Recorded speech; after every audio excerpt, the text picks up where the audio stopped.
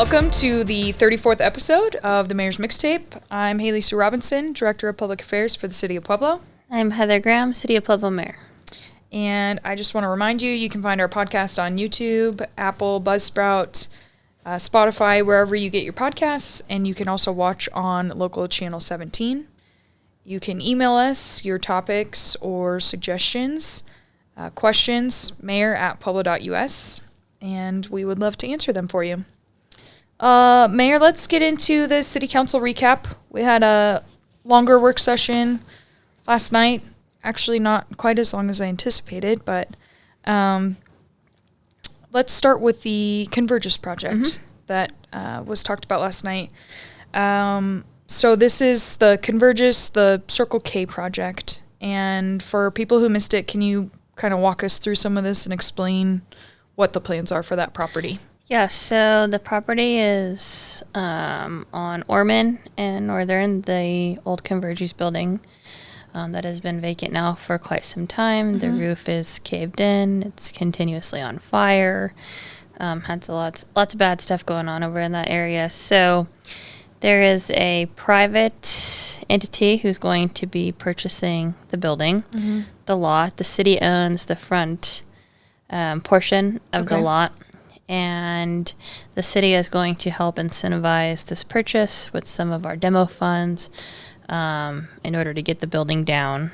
Okay. And then the city will acquire 1.2 acres of the total property, and we'll have the backside, if passed by city council, of the property where we're looking to put in some workforce housing. And then on the front side will be a Circle K. Okay. That was discussed last night, and it's not just going to be your normal typical gas station. It's going to have 1,200 additional square footage of a market/grocery option. Okay. On the front side, so it's really going to help like fresh with food. Food desert issues in Bessemer, and so it's just it's a great project overall. So I think the city council is going to support it. It's kind of what I heard last night.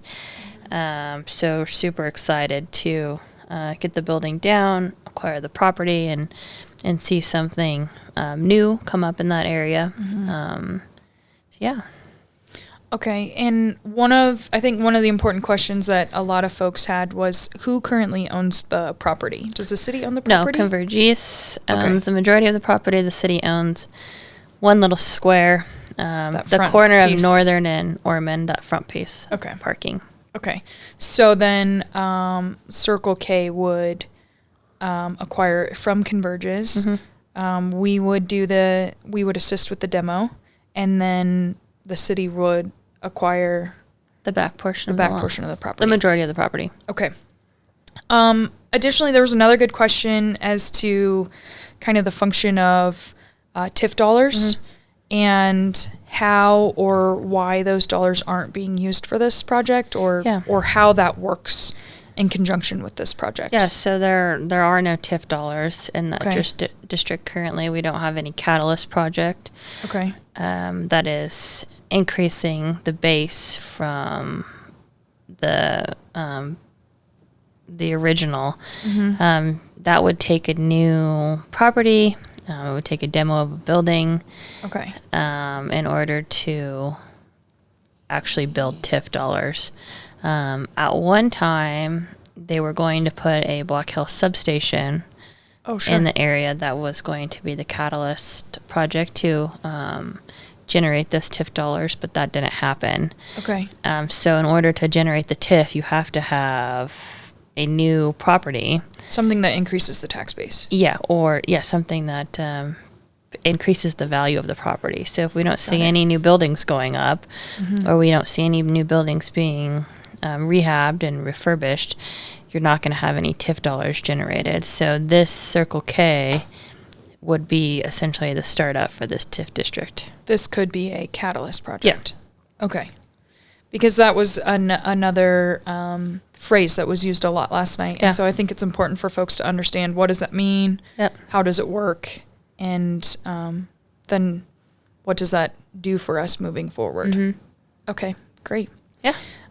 So we'll see that on first reading on the 27th? Correct. Okay. Great.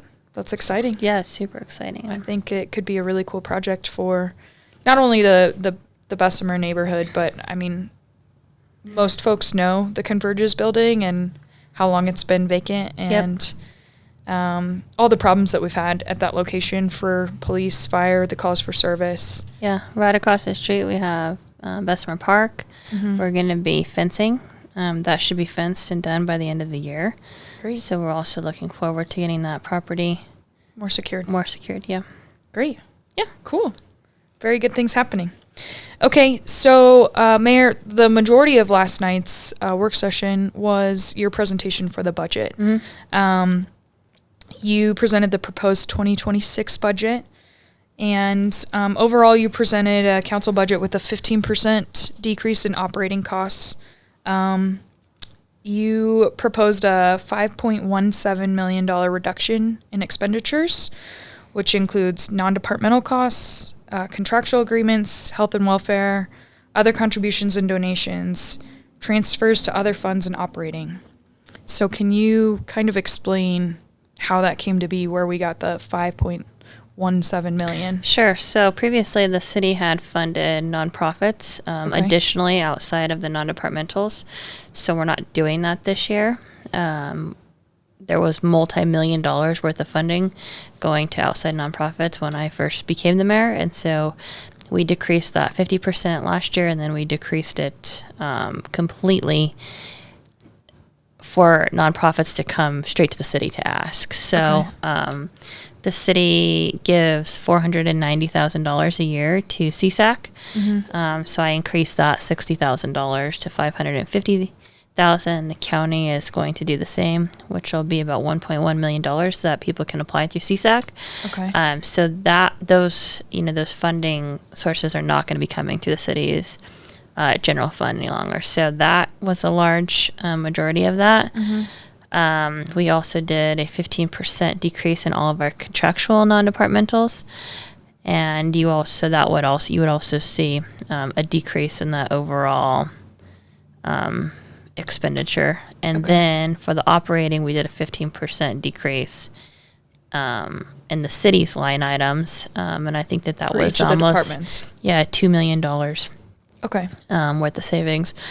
Also, our transfers out, we subsidize transit, Memorial Hall, and so we're not subsidizing those outside the general fund as much as we were previously. We also are taking our emergency 911 funds and our lottery funds and using a portion of those for pay for the employees for dispatch and then the employees at the Parks Department. So that's where you see Some another changes. lump sum of that decrease in there. So Okay. overall, the expenditures, you will see a decrease, but you will see an increase in personnel wages. And that attributes to our health insurance costs went up 5.8% for 2026, Sure. which is about $1.4 million overall. And then you will see all the contractual unions, so fire, PD, Page, which are our general service employees, and you'll see the increase that city council Approved. votes and approves when we're negotiating those contracts every year. Yeah, and I have each of those approved increases. So it was a 4.72% approved increase for the fire department, Which is about $1 million. Okay. 4% for police sergeants and 3.6% increase for police officers and corporals. And then the Page increase of 3.25%. And then the last increase to be approved by council would be 3.25 for appointed and management. Yep. And that's yet to be approved? That's part of the proposed budget? Part of the proposed budget. Okay. Those individuals, those employees are not within. They're non-union members. Okay. So that was an increase of $3.54 million overall in wages. And that's part of the negotiation process that we've discussed before. And pretty standard for what we see each year, would you say? Yeah, I mean, it's set by charter, so it's the comparables to our other communities. So it's an average based off the 5 other communities that we compared to at an 85% though. So 15% reduction compared to what those other communities are paying their employees. Got it. Okay. There were a couple other things that stuck out that I thought maybe we should talk about. So one thing was the 2025 adopted change fund balance of nearly $8.6 million. That's what we talked a lot about at the beginning of this year. Yep. And then the actual change was $5.67 million. And that's projected actual. So that's based off of, so our projected, when we talk projected budget, we're talking about halfway or a quarter of the way through the year. So finance goes in, they say this is how much departments have spent. These are open positions that we have, and although we said we were going to be $9 million in the hole with all the open positions, and maybe some projects didn't cost, but we thought that they were going to cost. Oh, sure.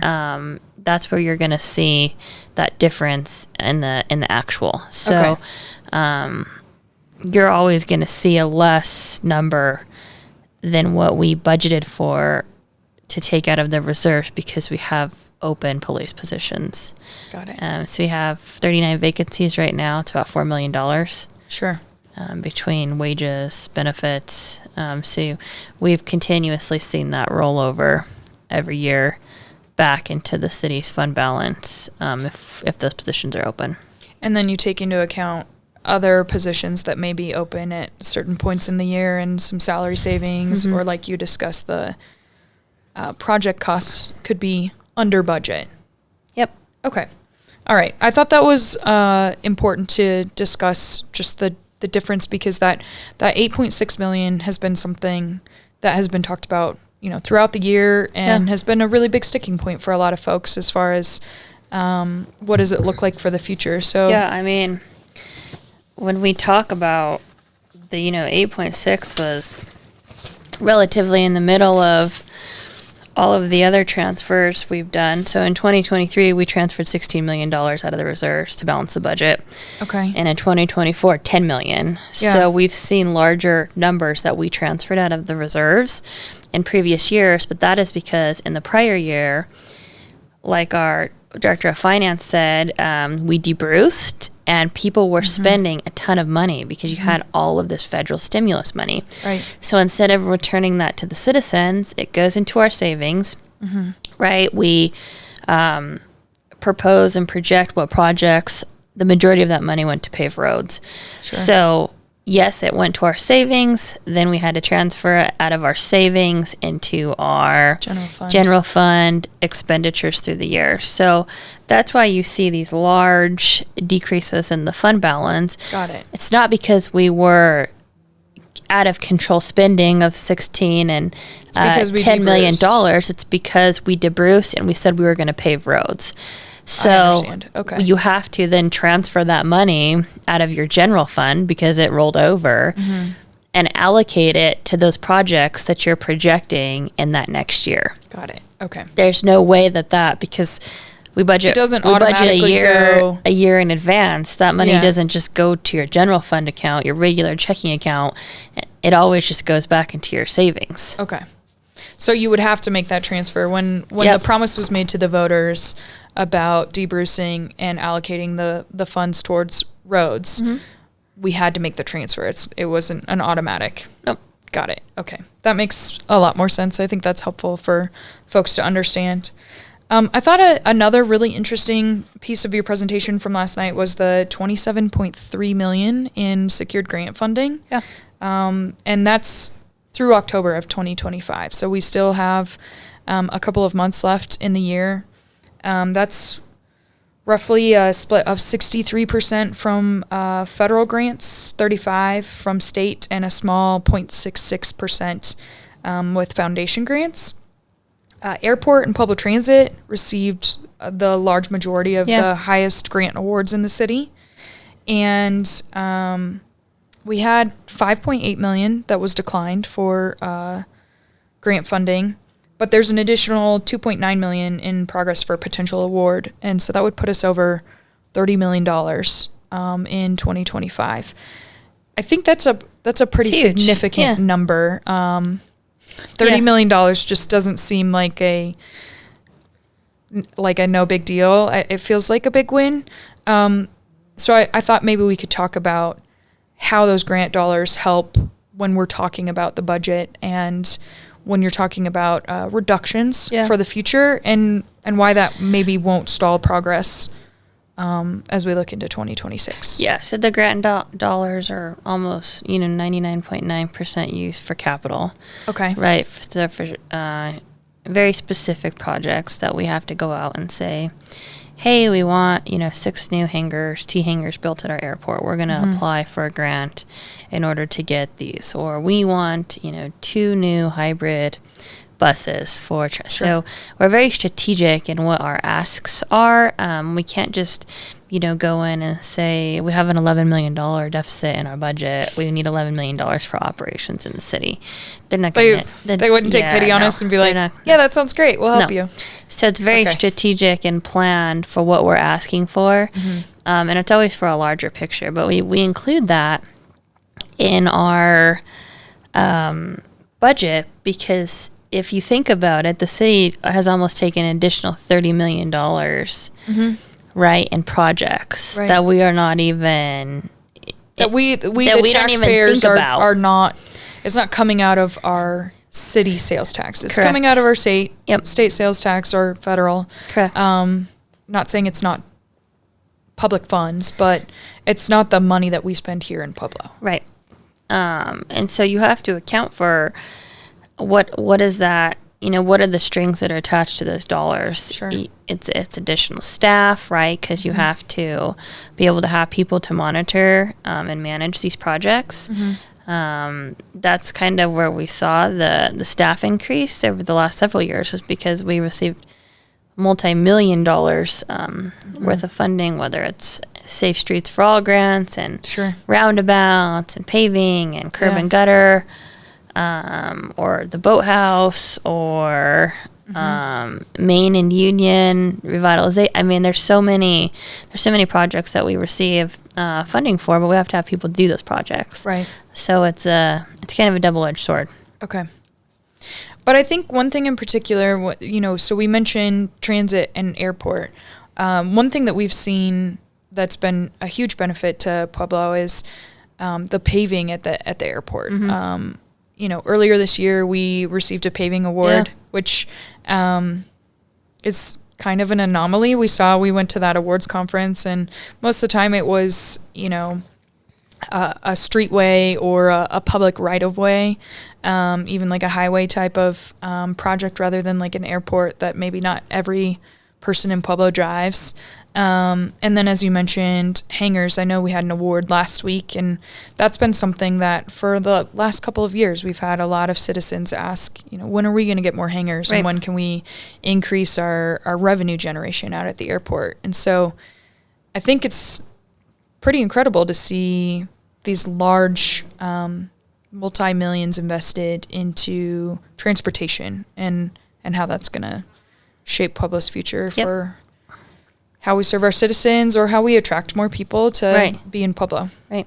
So, $30 million is pretty incredible. Kudos to our grant writer. Yeah. And we have one grant writer. We have one grant writer, and there's many working parts in the city between reporting and finance, or each department kind of has, a person or a team of people who does the reporting to make sure that we're meeting the deadlines. Right. And it's kind of been an interesting time for the grants because, if the federal government is shut down, then there's holds, and we don't know if we're going to receive our funding, or it's just this game we're continuously playing. Yeah, we had some conversation in February with the large EPA brownfield grant that we received. I know we received a lot of inquiries of are you actually going to receive this grant? And it's significant because it's a 5-year grant. Yep. And I think for the most part, Pueblo's been pretty lucky with our retention of these funds and being able to move these projects forward. So absolutely. Great.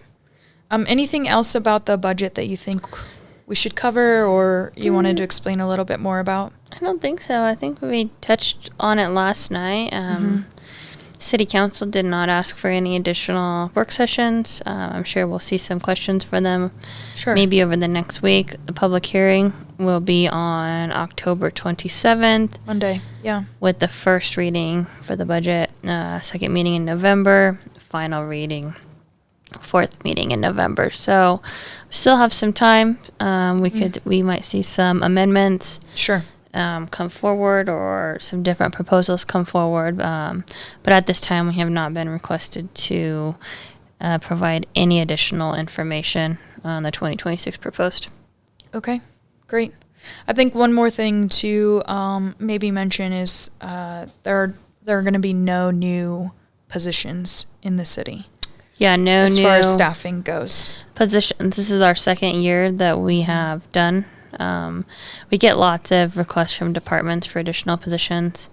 Last year, we approved an accountant for House and Sales Tax Fund, paid out of the House and Sales Tax Fund, and we approved 6 positions for the new fire stations. Right. But I mean, outside of that, there were no new positions granted, and this year there was no positions at all. Okay. And I think we abolished 7 positions with an overall savings of $241,000 because some of those positions were grant funded previously. Sure. And so when those grants run out, if the city doesn't want to continue to pick up and pay those wages, we have to abolish them and move on. Got it. So abolished 18 last year and 7 this year. Yeah. Okay. So, I mean, that's significant. We're making our way little by little, just to reduce, especially if we're not doing the projects that we were doing, several years ago. So Or they're completed. Sure. Yeah. Okay. Great. Well, we have some upcoming events. We did have a really successful Team Up to Clean Up this past weekend. Yeah, it was. We had lots of volunteers. Yeah, I think shout out to everybody who showed up and hung with us. Yeah, all day. We had some citizens volunteers. We had city employees who were there, and some city employees' kids who even showed up to help us. I think it was the most volunteers we've had. Yeah, for take away the cleanup. trash. So it was pretty good. Yeah, it was great. But speaking of cleanup, so if folks were unable to join us for Team Up to Clean Up, the city has our discount days with Waste Connections. That's October 20th through November 1st, and that's a 50% discount on all loads. And one question we get a lot is, so how much does that cost? People ask, like, what is the 50% discount? It depends on how big your load is. Right. So if you have a load with just a mattress, you'd get half off of that. But if you have a big load with lots of trash or branches, leaves, other household waste, it would be more expensive, and it would be 50% of whatever that cost would be. So if it's normally 40, it'll be 20. If it's normally 100, it'll be 50. And Wayside Connections landfill hours are Monday through Friday from 7 a.m. until 5, and then Saturday from 8 a.m. till 1, and they are located at 5715 West State Highway 78. So just south of town. It's pretty easy to get there, and you have till November 1st to take an opportunity to take advantage of the discounts. So that'll be good too. We also have the trunk or treat for El Centro this Saturday from 4 to 7. And there is trick or treating at City Hall on Halloween. And there's trick or treating on the Harp. Oh, yes. Fright Night on the Harp. And it's big. I got a booth, and it's the entire Riverwalk. And it's probably one of the biggest Halloween events we have in the city, right? I mean, it's like you can't even walk. There's so many kids and cool costumes and fun. Harp puts pumpkins out for everyone to come grab a pumpkin if you choose to do so. They do costume contests. It's cool. It's pretty cool. Okay. Yeah, it's pretty busy. So we have 2 opportunities for that this weekend. Yep. Trick-or-treating at City Hall next week. Halloween is already next week. It's crazy. Friday next week, 2 to 4. And you can find out more information on our Facebook page. Another thing that every time we have this podcast this month, we haven't talked about is the patch. So, and then we get finished and I said, we didn't talk about the patch. So it is October. It's Breast Cancer Awareness Month. So you might see the police department has their pink patches, which is really cool. But another thing they did was they have the wrap. Pink wrap, yep. And we've seen kind of all different departments all over Colorado doing that. It's really cool. So, we have a lot of support for cancer research and cancer center here in Pueblo, but I thought it was really neat that we got to wrap a vehicle for breast cancer awareness. So you might see that out around town as well during October. So it's pretty cool. And I know the fire department does their pink shirts. I saw Chief with his pink patch shirt yesterday too. So very cool to see people supporting Breast Cancer Awareness Month. Absolutely. Yeah. Finally remembered. Good job. It's only been sitting here all month. Every time I put it there and I'm like, okay, we're going to talk about it. And then we don't. Okay. Anything else, Mayor, that we need to know about? Think we're good. Okay, great. Well, thank you for joining us on the Mayor's Mixtape. You can find us on Apple, Spotify, Buzzsprout, YouTube, wherever you get your podcasts. You can also watch on local channel 17 and email us your questions or topic suggestions, mayor@pueblo.us. And we will see you next week.